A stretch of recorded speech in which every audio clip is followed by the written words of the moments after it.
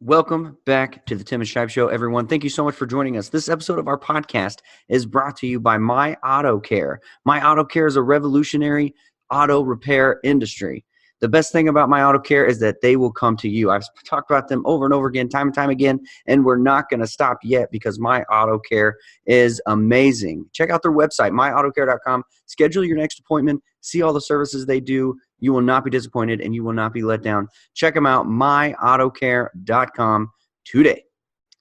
This episode of the podcast is also going to be brought to you by Affinity Apartment Communities and Agape Ridge Cabins. Check out their website, agaperidgecabins.com. Check them out on Facebook and also check out Affinity Apartment Communities. Affinity Apartment Communities is accepting applications today. So check out their website, affinityapartmentcommunities.com.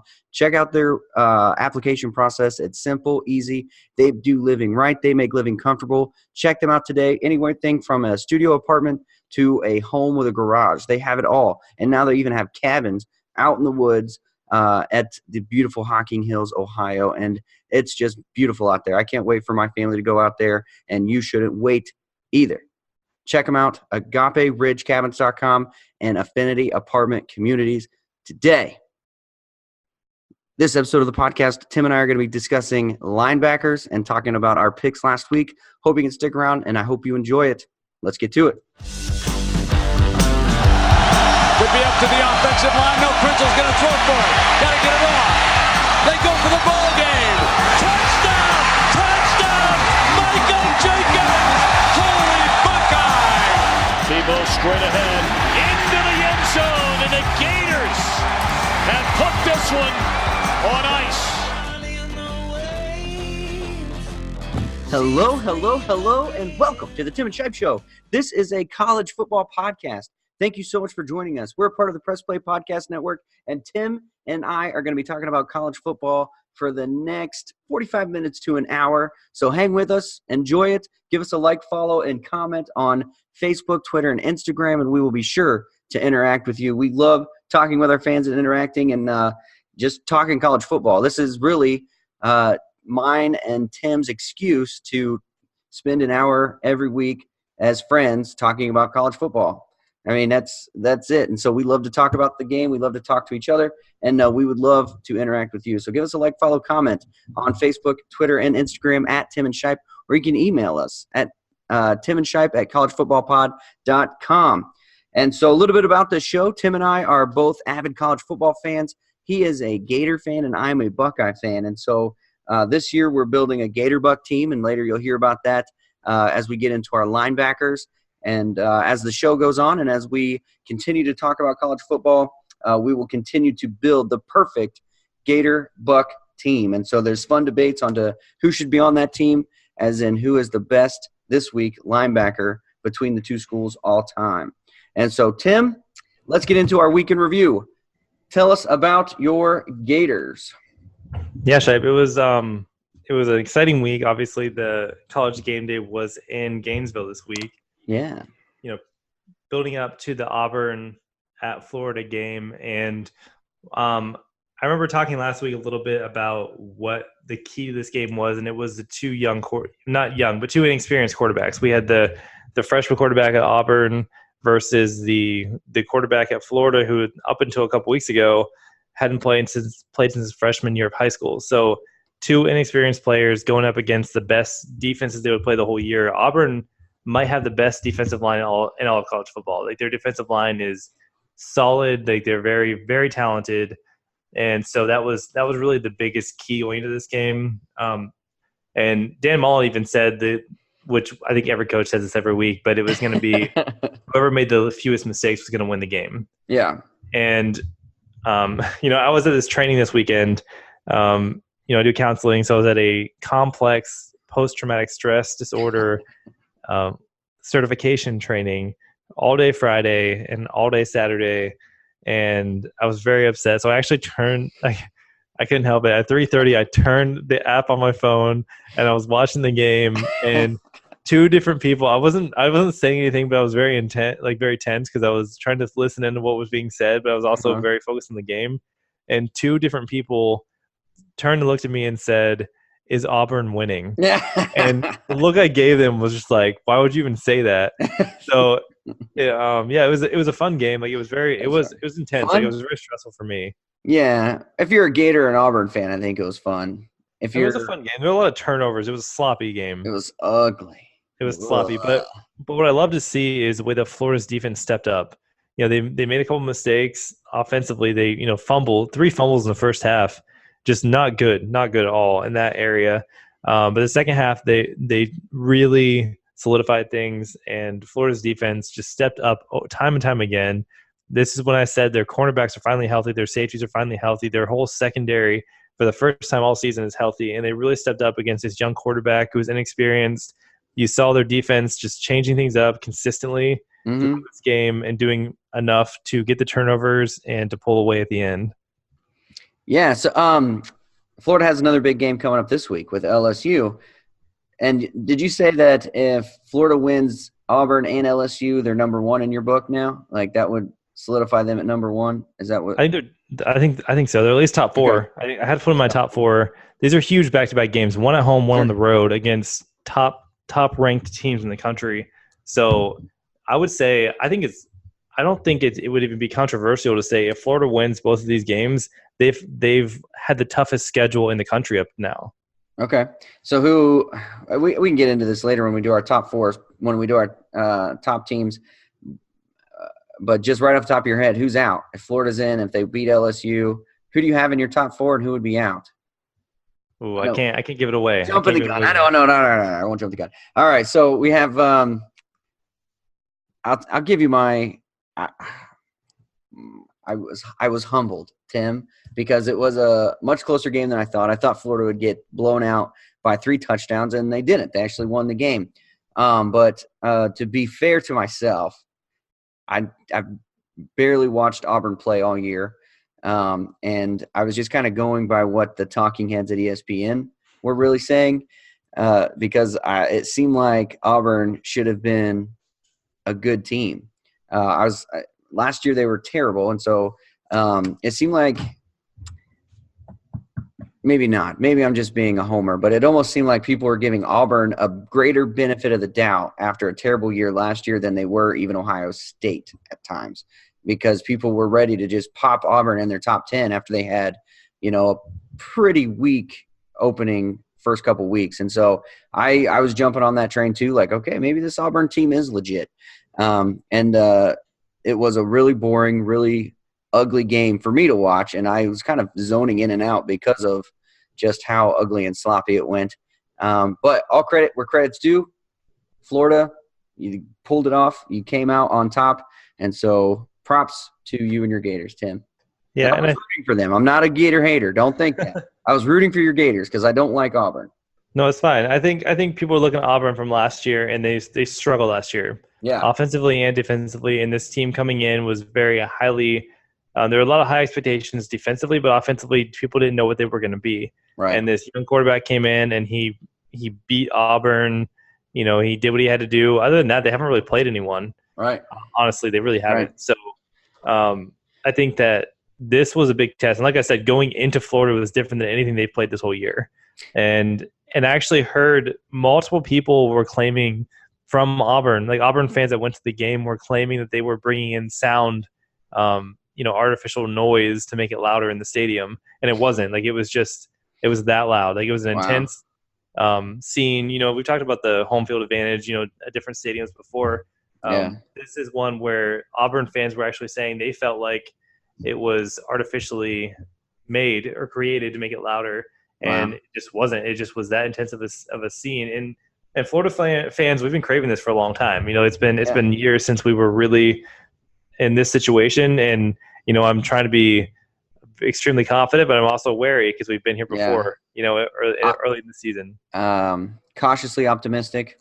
Exactly. Yeah. So this LSU game is coming up as huge because it's huge. I think LSU is the real deal. Like Auburn is still very much a question mark. I think LSU is the real deal, at least on offense, which it's such a strange. I say that every week. It's so strange that LSU is better on offense this year than they are on defense. But Joe Burrow is a world beater. So before we go on and talk a little bit more about the Florida LSU, how many games do you think Auburn loses this year?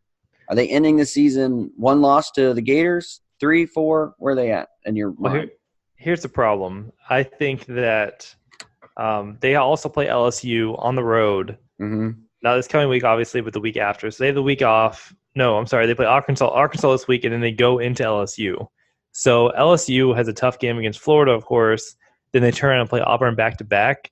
I think depending on how this game – well, regardless of how this game turns out, I think this is a potentially upset game for LSU. Having said that, though, I think that they have a template for beating Auburn now after watching Florida play. So I think you're going to see LSU try to do the same kind of structure, same kind of setup defensively.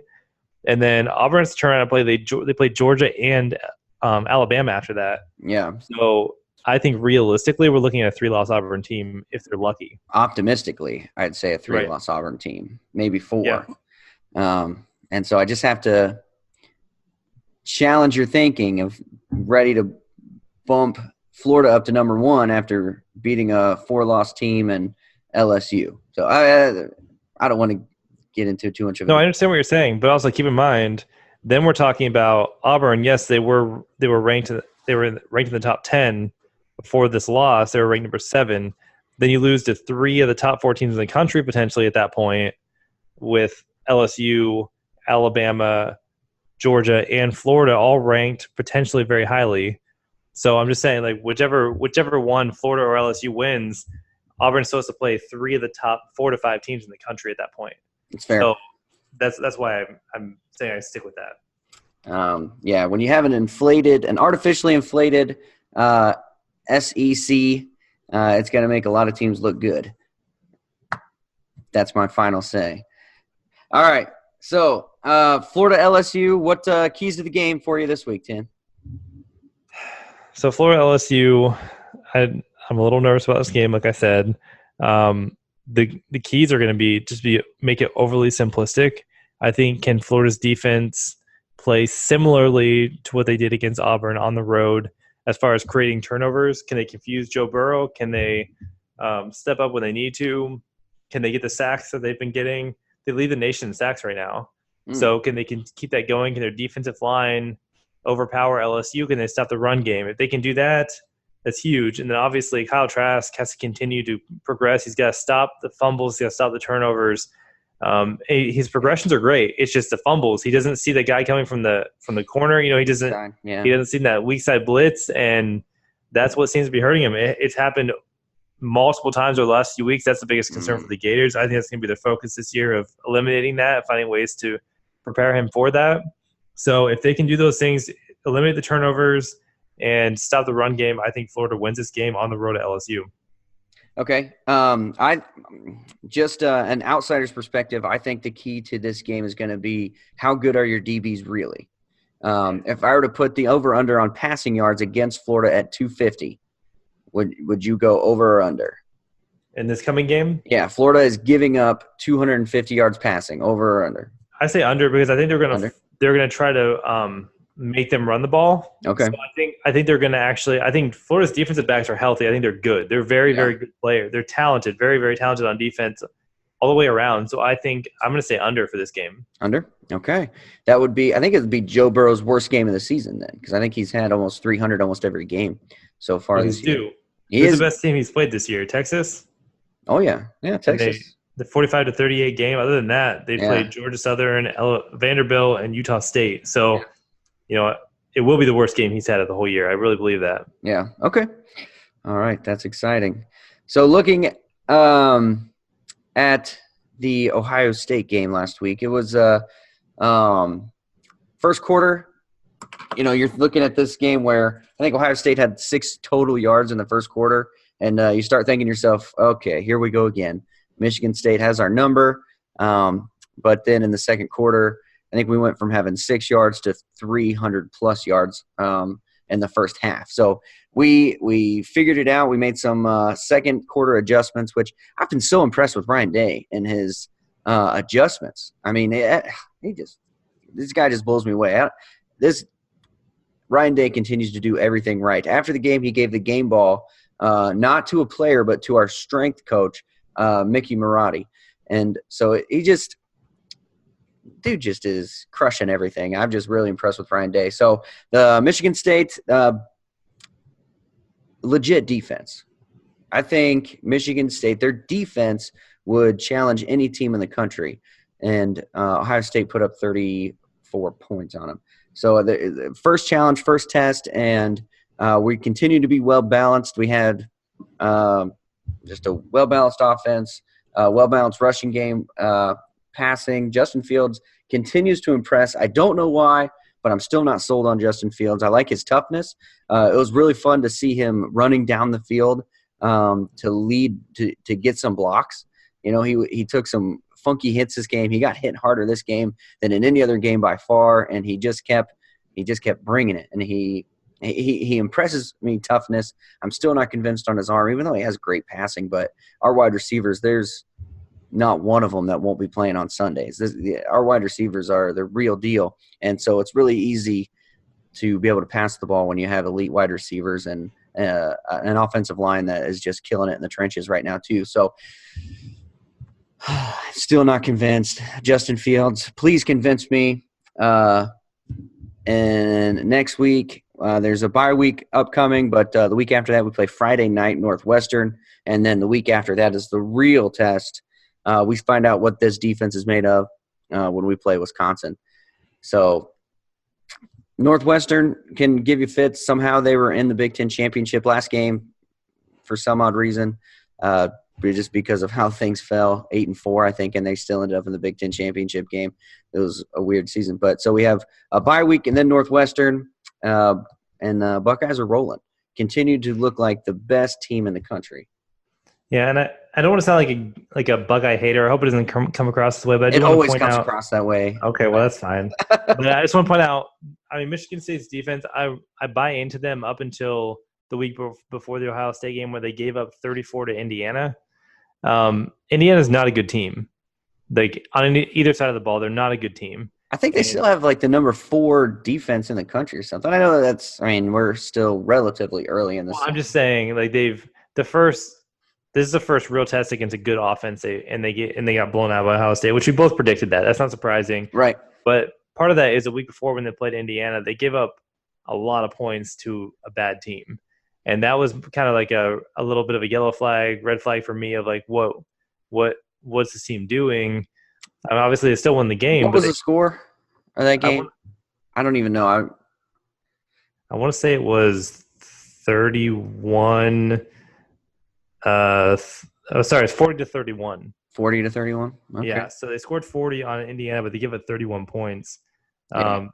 So for that was kind of a little bit of a caution for me of like, well, what is this team? Yeah. You know, and up to that point, they played Northwestern, they played Arizona State, which I don't think anyone's going to argue those are good teams. Yeah. So, and again, I'm not trying to be like, no, Ohio State's not good because of this opponent, but I'm just saying, like, this Wisconsin game is really going to be huge for them. Because that's the one. Yep, that's the one. Outside of that, like, don't look past Northwestern though, because Northwestern has that Michigan State upset. You know, They always end up pulling out some kind of weird upset throughout the season, and so don't look past Northwestern because they'll come and bite you. Yeah, I agree with that. I think this Penn State game too. We'll talk about this later, but I think the Penn State game is going to be big for them to show who they are. Yeah, everyone is looking past Penn State this year, and I'm doing the same. I'll get into it. We'll touch on that game later because I don't want to give away my pick. Yeah, because I don't want to tip my hat to you or tip my whatever. So yeah, but I hear what you're saying. I read an article today because after the games, I always like to hear what the other team's coaches have to say. The opposing team coaches have to say about Ohio State. What they look like this year compared to last year. I always like to see that kind of stuff. And, Mark D'Antonio is not going to give Ohio State fans any gratification as to saying this team's better than last year. But I did read an article about Mark D'Antonio, and the Michigan State fans are not impressed. They're the rumor, I don't know if he's hot seat material right now, but I think it's warming up. They're saying the magic that was Mark D'Antonio is gone, that he's not that big time team that can upset the big guys or even compete for a Big Ten championship anymore. And he's just not that coach. But who's out there? You hear about these coaches on the hot seat, like the Mark D'Antonios, Jim Harbaughs. Who are they replacing them with? I mean, are they going to pull up an offensive coordinator from somewhere? I mean, there's not a lot out there right now. No, I mean, that's a great question. I don't know either. Like normally, around this time of year, you start hearing about these up and coming coaches. Yeah. From these maybe lower level schools or lower like higher level schools, but like your Cincinnati's, UCF's. Yeah, exactly. The schools that they don't have a real shot, so they're working their way up to the bigger programs. I don't hear that this year. No, me either.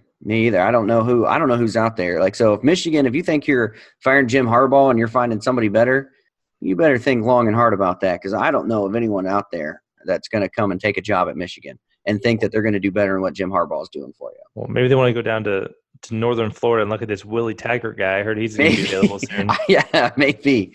Yeah, maybe working at UCF next year or something. I don't know. But all right, so let's move on to GatorBuck linebackers. This is the most fun that Tim and I have throughout the week until college football, I think. At least I have a lot of fun. Talking about the best linebackers in the country. We'll just say it. Best linebackers in the country throughout history. Yep. The Ohio State linebackers and the Florida Gator linebackers. Number 2, Tim, who do you have? Are we doing 2 or are we doing 3? I just have 2. Oh, this is awkward. 3? Well, yeah, just because typically when you're looking at a defensive lineup, you're going to have 3 linebackers normally. Not in a nickel. I'm looking at a nickel formation here. Oh, we're doing nickel? I can do 3. I can pull out 3. Just, yeah. It's fine. It's fine. Okay. So we're doing 2 or 3? 3. Are you sure? We can do 2. I don't care. No, 3. All right. Go for it. All right. My number 3 is, and I'm sure you've heard of this guy, Brandon Spikes. Yeah. Yeah, I saw that nice picture you put on our Facebook. That actually wasn't Brandon Spikes. That wasn't Spikes? No. What was that? I'll have to remember his name. Give me a second. That was Earl Everett. Was it? Yeah. I mean, I'll be honest. I thought it was Brandon Spikes that did the hit in the game, but it wasn't. Yeah. It was actually Earl Everett. It was Okay. a linebacker from Florida, but he didn't even make my list. He's not even in my top 3. Okay. Yeah, but Brandon Spikes is my number 3. So he played from 2006 to 2009.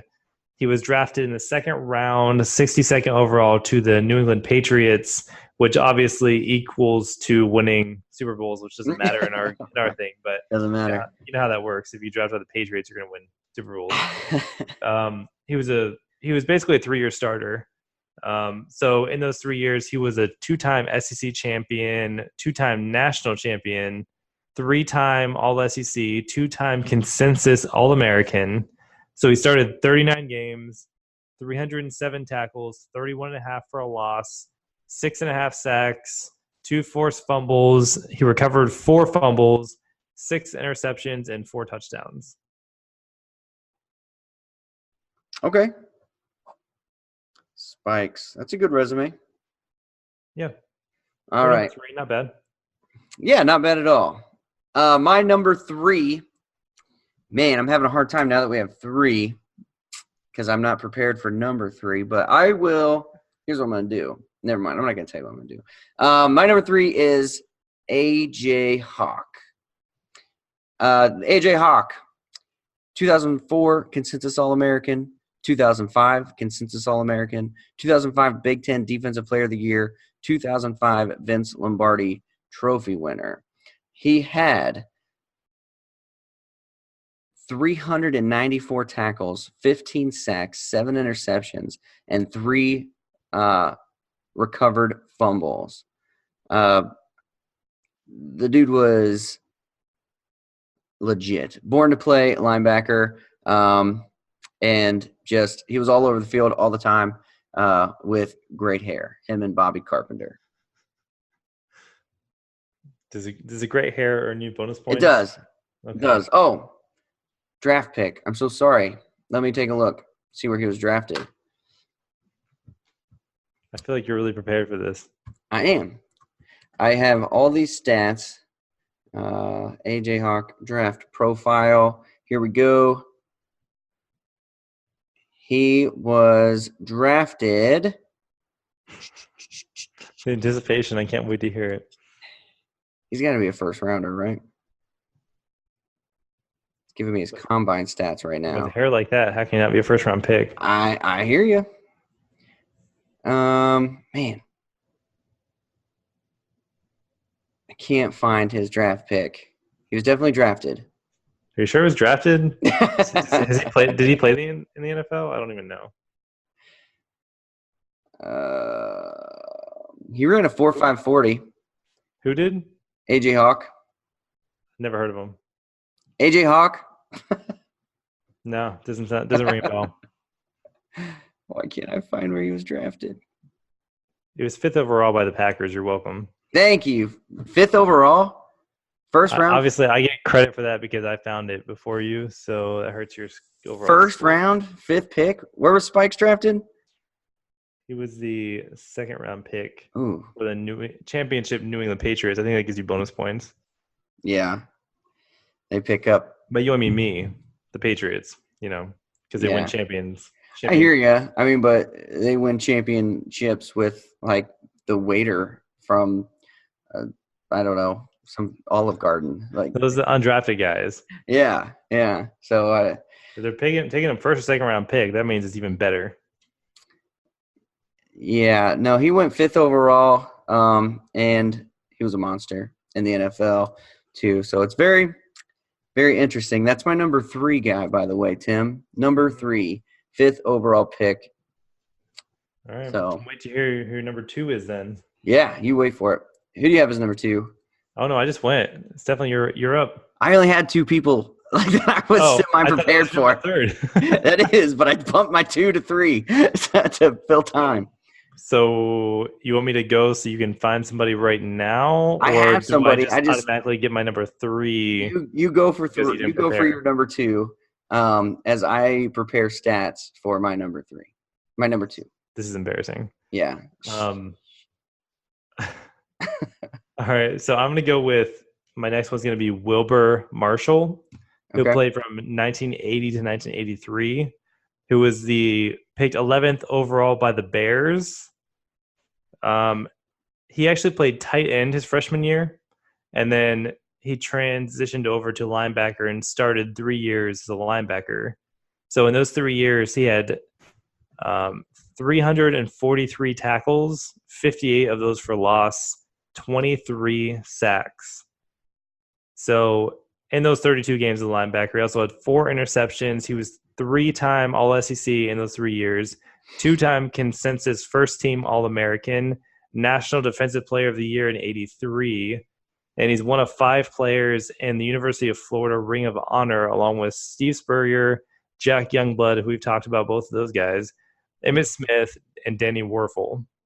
And he's in the College Football Hall of Fame. See, apparently this is a big deal to you. To me, it means nothing. Which part? The Ring of Honor? I don't know. Like Heisman winners and all-time Hall of Fame players? Yeah. Okay. So he seems okay. I feel like you weren't listening. Do I need to do I wasn't listening. No, don't go over the whole thing. Just hit the highlights again. All right. So the biggest highlight that I didn't even mention, but you need to hear this. Okay. Wilbur Marshall was on that Bears team in 1985. Wilbur Marshall. That's his name? Wilbur Marshall. Remember in 1985 when the Bears dominated the entire NFL by their defense? I remember Wilbur got help from a spider. I don't know. Something like that. That feels like a different thing. All right. Highlights. 343 tackles, 58 for loss, 23 sacks, 4 interceptions. In his 3 years as a starting linebacker, 3 times All-SEC, 2 times consensus first-team All-American, National Defensive Player of the Year, and one of 5 players in the University of Florida Ring of Honor. Very nice. All right. Here we go. Oh, my gosh. Number 2, Tom Cuisinau. That's right. I don't know who that is. Well, wait. You'll know by the end here. Tom Cuisinau was the single game leading tackler for Ohio State with 29 in a single game. He had he averaged he has a school record of 211 tackles in a single season in 1978. He was a two-time consensus first-team All-American. He was the 1977 Orange Bowl MVP. He was drafted in the 1979 NFL Draft, round 1, pick 1. That's right, first overall pick in the 1979 draft. He averaged 17 and a half tackles a game, 211. He was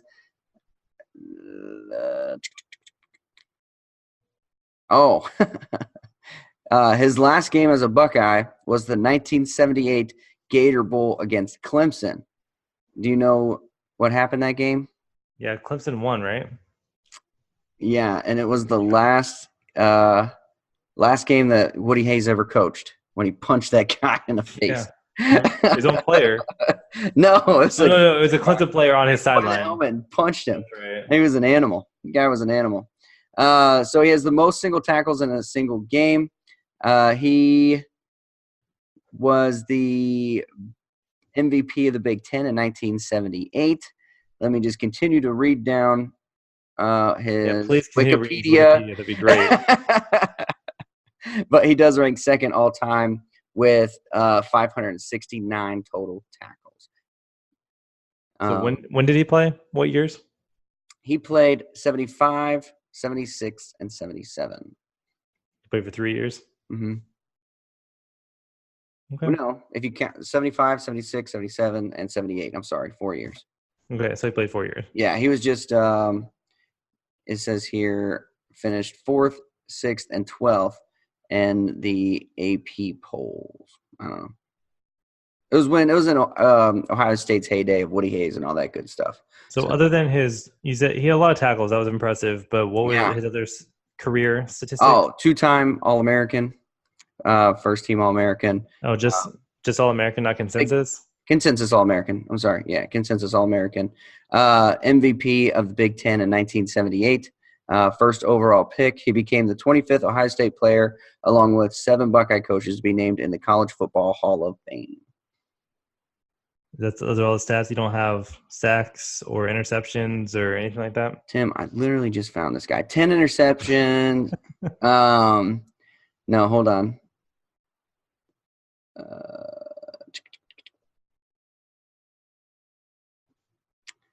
142 solo tackles.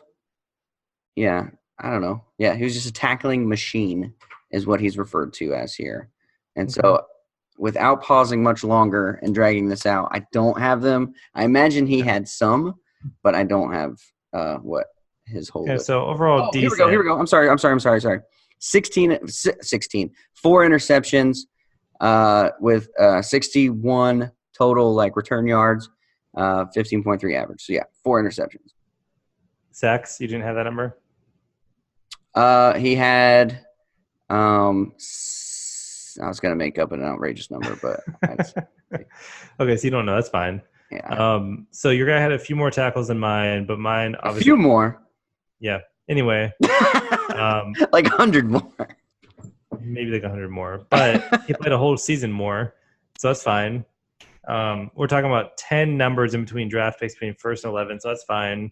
But what you didn't mention, my guy had 4 interceptions, 3-time All-SEC, 2-time consensus first-team All-American, and National Defensive Player of the Year. Not Conference Player of the Year, National Player of the Year. Okay. We'll see what matters most to Chase about that. Number 1, I think, is – Go ahead. I know you've got this one. I'm ready to hear it. Yeah, it's Chris Spielman. Let's see what happened. Chris Spielman, 546 tackles, 30 for loss, 11 interceptions. Chris Spielman had 29 tackles against Michigan in 86, and he was a beast. I want to read a line, if I can find it. So when Chris Spielman was a senior in high school, he told his dad that he wanted to go to Michigan. And his dad said, "You're not going to Michigan. You're going to drive down 71 South, and you're going to play for the Ohio State Buckeyes. If you play for Michigan, don't ever come back into my house." And so he went and he played for Ohio State, and he ended up he actually applied for the head coaching job when Jim Tressel was hired. So Chris Spielman he loves Ohio State football. And it sounds like he and his dad both need counseling because that's not a great parenting tactic. No, but Chris Spielman, here it said, no, I basically just gave it to you. Never mind. But the one thing that does get me, and I'll give you some, he was drafted in the second round, 29th pick to the Detroit Lions. So even though he had an amazing college and pro, he's a two-time All-American. Like I said, he was a Lombardi Award winner. He was the Ohio State football team MVP. He also won the Chick Harley Award. What is the Chick Harley Award? I'm not familiar with that. You don't know either? Okay. No, I do. It's the MVP his senior year, and he won the Touchdown Club of Columbus's Chick Harley Award. So these like Columbus, Ohio it's a award? Columbus, it's an award given, but it's still mentioned here. Two-time consensus All-American and Ohio State MVP. He actually was the Sam B. Nicola Award winner as well. I don't know what that one is. There's not even a hyperlink on his Wikipedia page to tell me more about what that word is, but it's on his Wikipedia page, so it matters. He had those are his NFL careers, stats. So second round, 29th overall pick to the Detroit Lions. Can you run through his? I'm sorry, you talked too quickly. His tackles, sacks, all that stuff that you mentioned. Yes, he had. I got to find him here. He had 546 tackles, 30 for loss, 11 interceptions, 29 tackles against Michigan alone. I didn't ask about one game. I meant career. But no, that's important if you're an Ohio State fan. He had 11 interceptions, 130 return yards. Sacks? I noticed you're not mentioning sacks tonight at all. I'm having a hard time finding sacks on my stat lines here. Yeah. All right, well, I guess that gives him a 0 then for sacks. That's fine. No big deal. He would still win even with 0. 29. He did have, 30 tackles for a loss. So take that as you will. But, yeah, I don't have his stats here. That's less than my guy. That's fine. My number one is Alonzo Johnson. So Wilbur Marshall and Alonzo Johnson actually both played a couple years together. Are they in that Ring of Fire thing? Ring of Fire? I think that's Johnny Cash. That's different. Oh, right. No, Alonzo Johnson, he and Wilbur Marshall played in an era of Florida Gator football where their defense was absolutely just dominant, and they both played on that as linebackers together. And so he actually was even better after Wilbur Marshall left, but they actually played together for a couple years. So he actually played from 1982 to 1985. He was a second-round pick by the Eagles. He was a two-time – both second-round picks. Isn't that funny? I'm sorry to interrupt, but that's crazy. Hilarious. Both our number one guys are second-round picks. Yeah, that's really funny. For that's real. like a wash. It is interesting. That's funny. But he was two-time All-SEC and two-time consensus All-American in 84 and 85. And he had 435 tackles, 55 for loss, 27 sacks, and 11 interceptions in his career. Nice. Yeah, I don't know why the sacks. I can't find sacks anywhere. Help us, Ohio State fans, if you're out there. Help me find some sacks. Chris Spielman. Can't find him on his Wikipedia page or. Just looked it up. Chris Spielman had 0 sacks in his entire career. It's so. Is weird. that right? No, whatever. You're making stuff up. Look, I found AJ Hawk's draft. What do you want from me? I can't believe it was actually right after you said it. I saw like a line right on the page I was looking at that said I just was all under pressure before. Couldn't find it. He did have 10.5 sacks in the pros, but I don't know. That doesn't matter. That is one thing I'll say. Honestly, like being completely sincere, I have a lot of respect for Chris Spielman, and I do believe that his professional career was obviously limited because of his wife's medical condition, having cancer and all of that. And he retired earlier than he should have, which has nothing to do with us. But I respect that from him. Yeah, I mean, he was still, even with his early retirement, 4-time Pro Bowl, 3-time All-Pro. You know, he was this guy, talk about toughness, man. Okay, but it's not what we're talking about, though. I understand. Yeah, but I understand, but I'm just saying it doesn't affect this, but I do want to point that out because he was a pretty cool guy. Much respect. And he's also, always fun to listen to on the radio when he's announcing games, even like as a broadcaster. He's always a good guy to listen to. Sorry about that. Time for bed. But yeah, so all right, so we'll leave him up to Chase if he ever listens to our podcast again. So right now, what are we waiting on Chase for? Our whole defensive line and our linebackers down. Defensive line and linebackers. All right, so Chase, do the right thing. Ohio State clearly has had a better defensive line and clearly had better linebackers. Not even close. Go Gators. It's close. I think all of these are very close. They're really whatever he chooses on a whim. Right, honestly. Right. It's just, I mean, we're pulling hairs here or whatever it's called. Yeah. I'm having a hard time with my analogies today. Splitting hairs is what you're trying Splitting hairs, that's the one I'm looking for.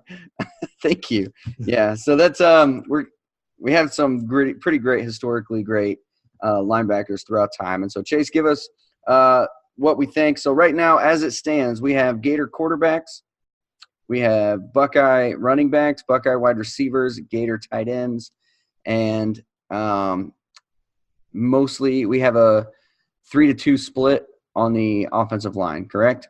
Right, 3 Gators in favor of the Gators. Yeah. So we're even split overall players going into the defense. Yeah, so defensive line and linebackers. Hopefully we'll, unless Chase decides to go. I mean, Chase is in hiding.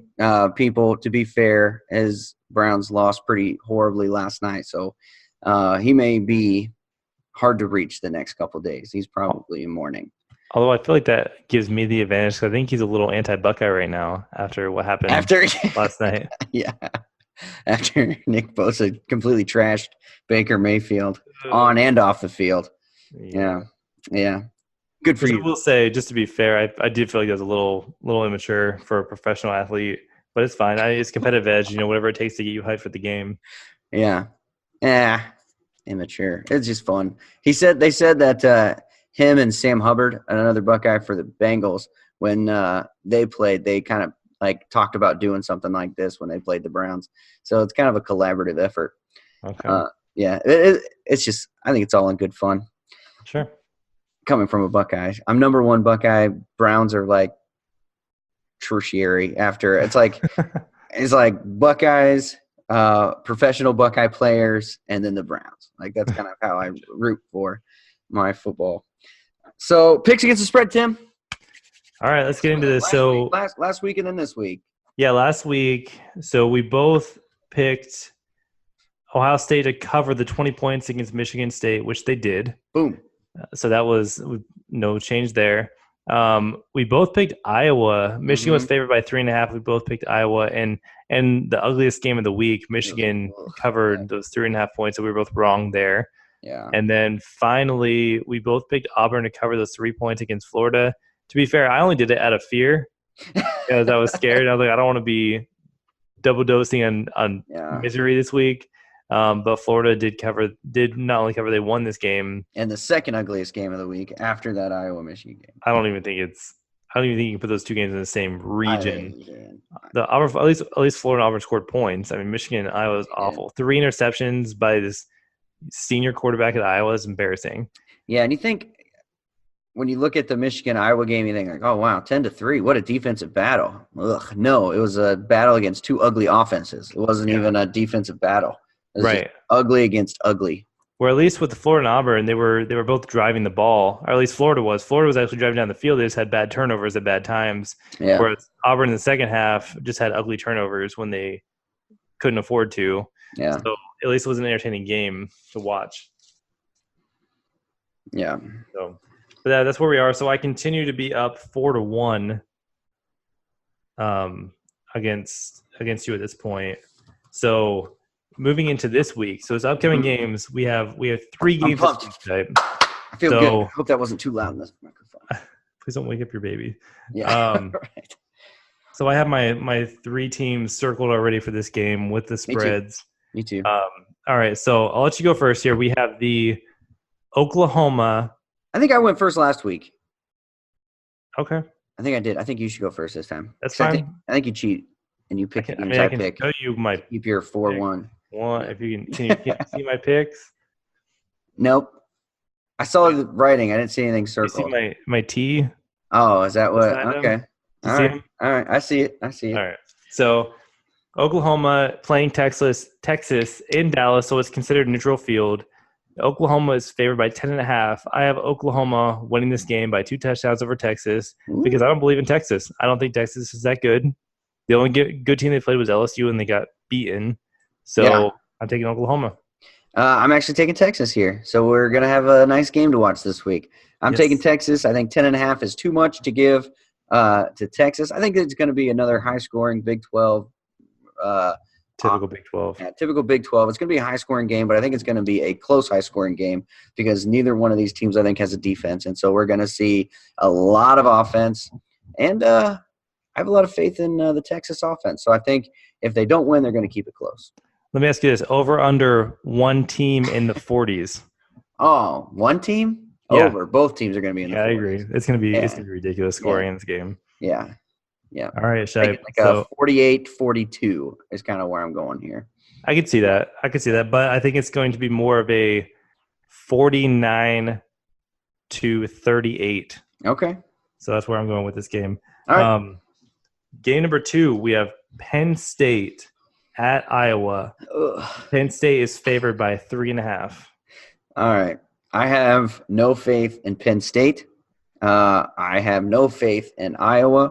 And that's the thing. People are saying that Penn State is the most underrated team in the country, which I may agree with because they've been overlooked. But I honestly don't think they're good. I don't think they've been tested yet. I think this is going to be the first, semi-defensive test that they're going to have, and I don't think they're going to be able to move the ball. So I'm going Iowa to at least cover. I will take the 3.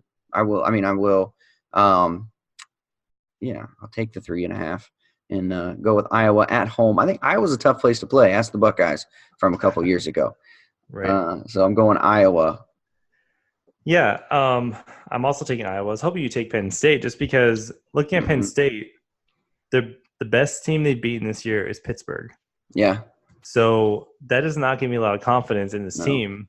And they're already being given 3.5 on the road. Yeah. That's a bad combination for them. Yeah. I'm still taking Iowa. If you're going to give Iowa at home 3.5 points, I can't bet against them in this situation. Yeah. No, me either. So I think they're going to have a bounce back week. I think Iowa is the most consistent team, I think, maybe in the country. You're going to get solid performances mostly from their running game. You're going to get a solid performance from their defense. They're a very consistent team. I think they're going to be emotional coming into this one after laying an egg against Michigan last week. And so I think they're going to come out fired up. Whether they win or not, I still don't. 3.5 is too many to give to Iowa. Yeah, I think if Nate Stanley doesn't throw 3 interceptions, they probably win that game, let alone at home giving up 3.5 points. Come on, that's too much for me. Yeah, I think we would have been looking at a 3-0 score if Nate doesn't throw all those picks. Yeah. It would have been 3-0, an even worse game to watch. All right, and that leads us to the game of the week. We have number 7 Florida at number 5 LSU. LSU is favored by 13.5 in this game. Almost 2 touchdowns. Yeah. Am I up or are you up? You want me to go? It doesn't matter. I got mine. Go, take it. Oh, I'm saying I'm going Florida. 13.5 is a lot of points. Yeah. I don't care where they're playing. That's a lot of points. I'm taking Florida. I have Florida circled as well, so I'm going to stick with it. I think 13.5. I think it's going to be a close game, man. I think it's going to come down to the wire. I'm rooting for LSU this week just because I like Joe Burrow. So I'm not rooting for your Gators, but I'm not a Gator hater. That's what I'm hearing. I am. I just really like Joe Burrow, so I'm rooting for LSU. I would love if LSU and Ohio State played each other in the playoffs. Like that's kind of that's my dream scenario for that to happen. So I'm rooting for LSU, but I think it'll at least be close. So I'm going to pick Florida. Yeah, and I think, like I said, if Kyle Trask can eliminate the turnovers, I think this is a one-position game. Okay. Either way, but hopefully my Gators can pull it off on the road. All right. So, Tim, let's go. Do you want to do our top 4 just real quick? Sure. All right. Well, I'm going to do 6. So number 6, who do you have? I'm kind of throwing this on you, spur of the moment. So I'm going to go Wisconsin as my number 6 team. Until proven otherwise, they can run the ball. They can. They play great defense. They have an amazing offensive line, an amazing defensive line. So they win most battles in the trenches. And so I am taking Wisconsin, number 6. All right. So you're going to call me a homer here, but Florida jumped to number 6. I told you if they won, they were going to jump. So I put Florida at number 6. Okay. I have Georgia at 5. Georgia sneaked its way back into my top 6. I've had them out for a while, but I think I am just so torn on Georgia because they should be really, really good. The way they've recruited, their coaching, how they've played in the past, they have a solid, experienced quarterback and Jake Fromm, and so Georgia should be really good. But I just don't know yet. But they've creeped in back to number 5 for me. All right. And number 5 for me is LSU, mostly because I want to make Florida look better. And I've been consistent with that anyway, going back and forth between which is good, Auburn or LSU. So that's where I am right now. I have LSU as my number 5. Okay. 4 for me is Clemson. They haven't shown me anything to make me think that they're really even a top 4 team. This is me giving them the benefit of the doubt because of good coaching. Hey, you jumped back in the top 4 on a bye week. That's a huge deal. I did. Well, I'm getting swayed by outside sources, if I'm being honest. Like it's just I just don't know. Yeah, but they're back into number 4. Well, here's my situation. The bye week, I actually punish people for not having games, unlike the playoff committee with Notre Dame not having a conference champion. Right. So Clemson dropped my number 4 because they didn't have a game this week. Okay. So Ohio State, beware. You have a bye week coming up. Gonna drop back down out of your top. They may. I'm not gonna say for sure. So if Florida wins, is Ohio State out of your top 4? I didn't say that. I don't know yet. I don't know. It depends on what the other teams do. It depends Okay. on what happens to my other top 4 teams. Okay. Number 3 for me is Bama. Again, they have a great offense. Their defense is suspect. Yes, I also have Alabama. I don't think their defense is that suspect, but again, they had a bye week, so they dropped. From number 1 to number 3. Okay. That's what happens. Stop taking weeks off, and you won't drop. Wow, these Buckeyes are cruising up on your list unless you're keeping them off altogether. They're off. No, I'm joking.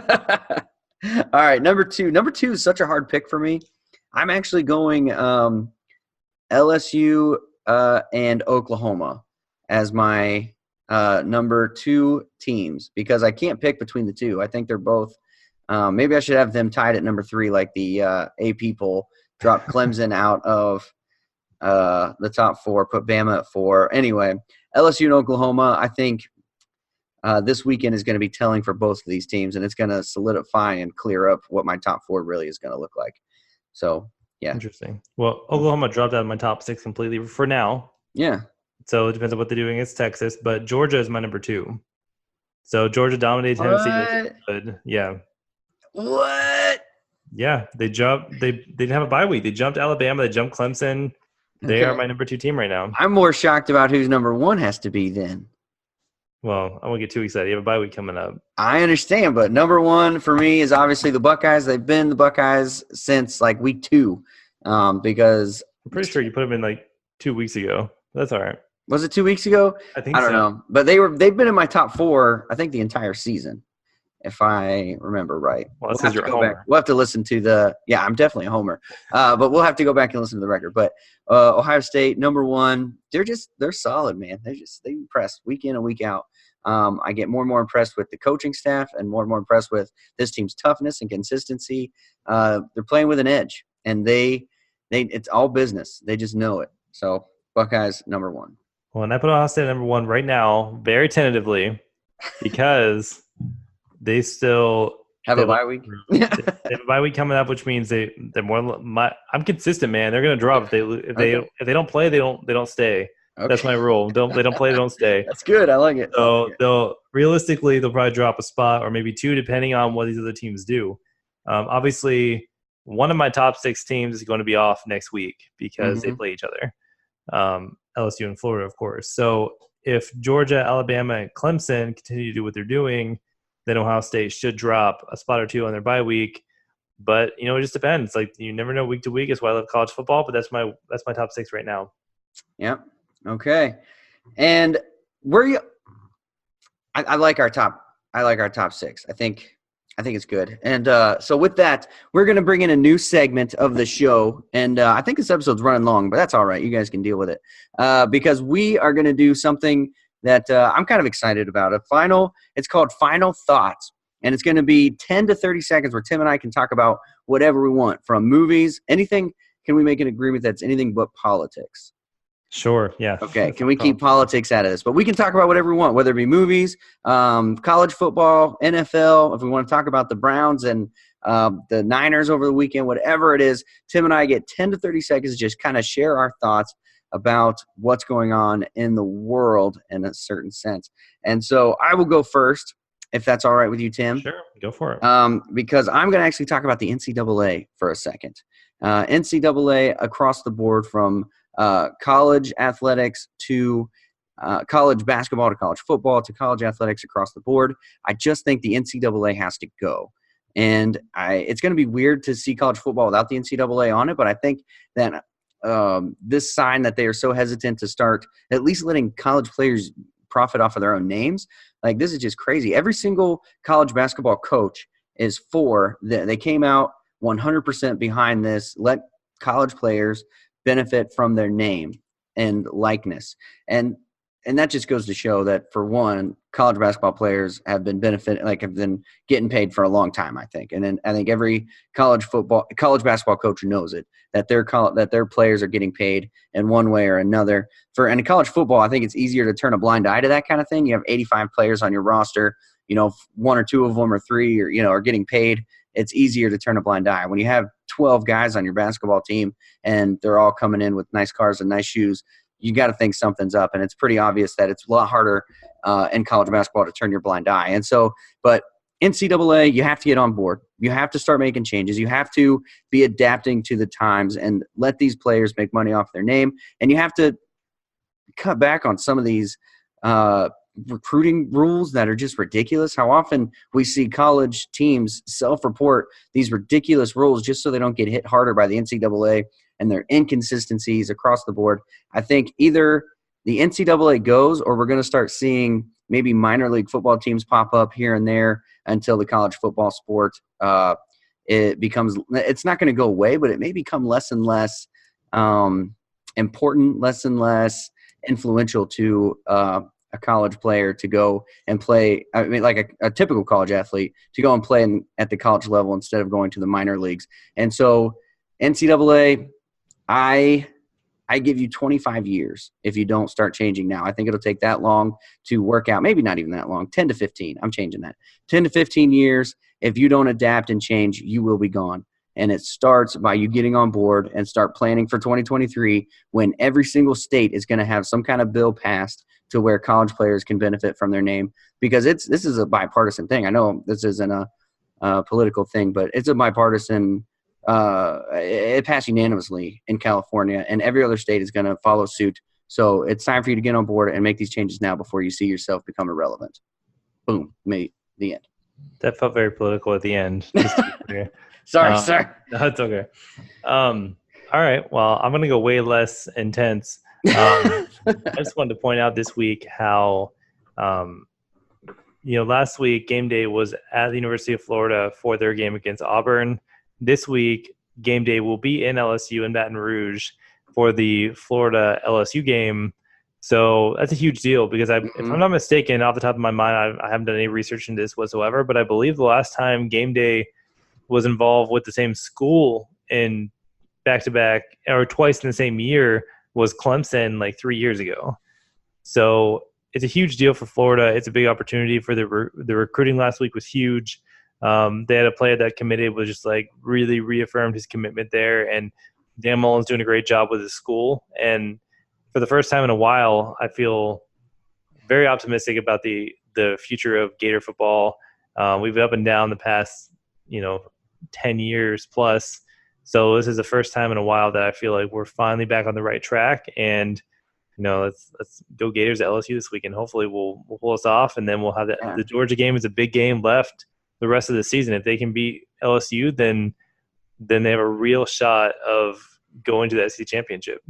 I'm rooting for that. I want to see them in the SEC championship. I'm rooting for that. I'm rooting for you guys, Tim.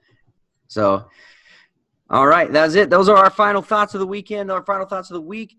Thank you all so much for being part of this show. I just love doing this show, and so we couldn't do it without you guys listening. We couldn't do it without our sponsors, so thank you all so much. Mwah! We love you all. This is the Tim and Shipe Show. He's Tim Jones. I'm Aaron Shipe. We'll catch you next time. Go Gators.